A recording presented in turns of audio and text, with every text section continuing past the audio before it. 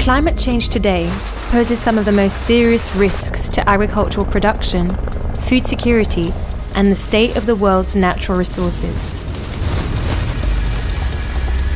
Small producers and the poor in the developing world are particularly vulnerable to it, along with more frequent and intense climate-related disasters. This complicates global efforts for long-term development, food security, and poverty reduction. Considering the threat that climate change poses, FAO recently stated that addressing climate change will be among the organization's top priorities over the next 4 years.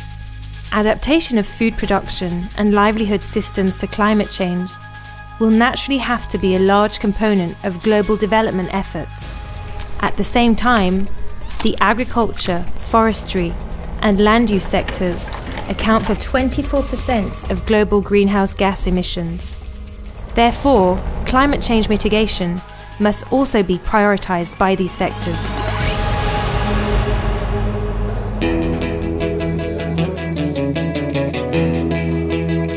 In December 2015, the FAO Office of Evaluation concluded the evaluation of FAO's contributions to climate change adaptation and mitigation over the period 2009-2014. This video presents some of the main findings and recommendations of this work.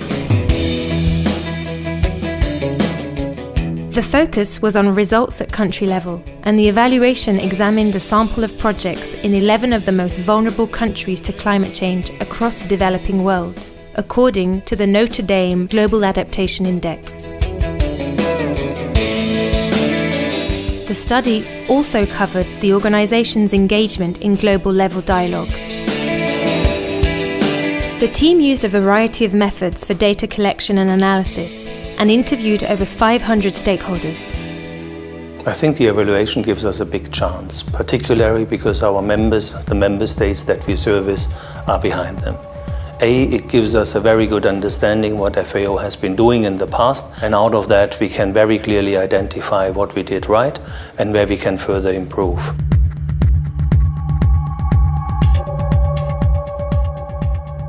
FAO has a unique comparative advantage with the advanced tools it has for climate change adaptation, mitigation analysis.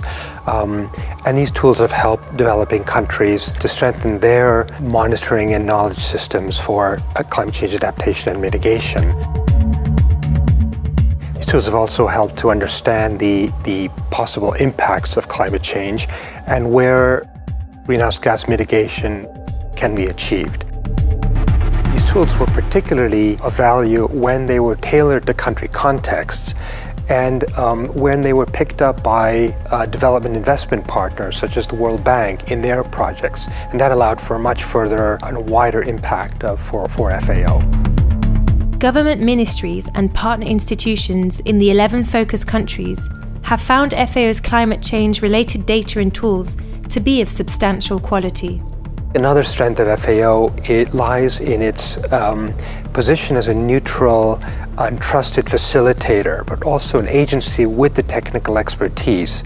And this strength has allowed it to harmonize different strategies from emergency response to disaster risk reduction to longer-term climate change adaptation in agriculture. It has the technical expertise to do this and the historic relationship with member countries that allows it to carry out with this work. This is really key. So I think the challenge is maybe more or equally institutional in the developing countries as much as it is technical. One area that FAO can be strong at, and it's strong in some countries, is to strengthen the engagement of its country offices in dialogue with the governments on climate change, and to bring solutions to them. This is really shown to be very important and an area where FAO has been successful in some areas. Another area FAO could work on is in developing its partnerships further with a whole host of different types of institutions, NGOs for field level work, research institutions for understanding the impacts of climate change or the possible benefits of interventions, and with development investment partners. And addressing the climate change impacts of gender is a priority which FAO could give more attention. Climate-smart agriculture is also a key issue, and FAO has contributed a lot to the development of this idea. But I think FAO needs to look at the suitability of this concept for sectors other than agriculture, and to perhaps emphasize adaptation a little more in alignment with the interests of developing countries. For sure, the priority should be on adaptation, considering that FAO serves the developing countries and their need is more in adapting to climate change, but adaptation will bring mitigation, bringing co-benefits.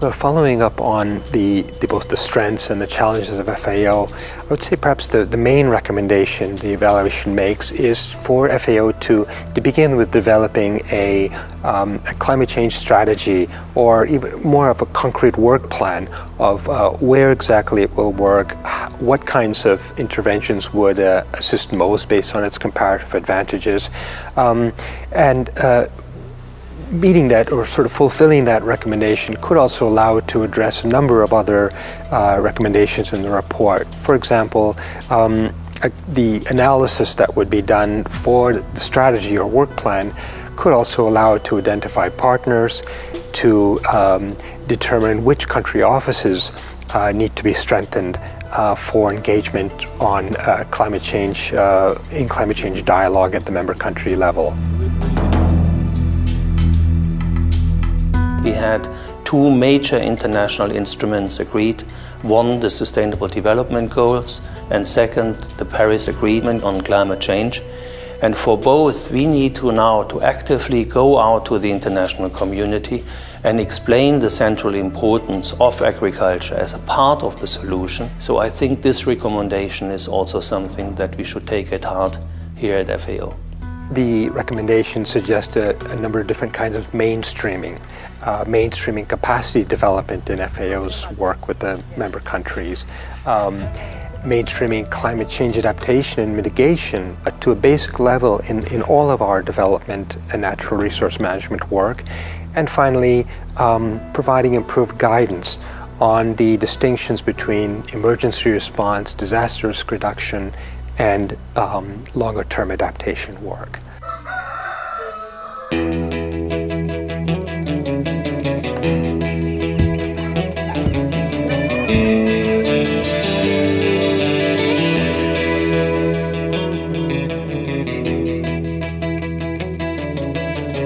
From the evaluation and its recommendation, FAO prepared an implementation plan. And one of the first elements of the implementation plan is to prepare a climate change strategy.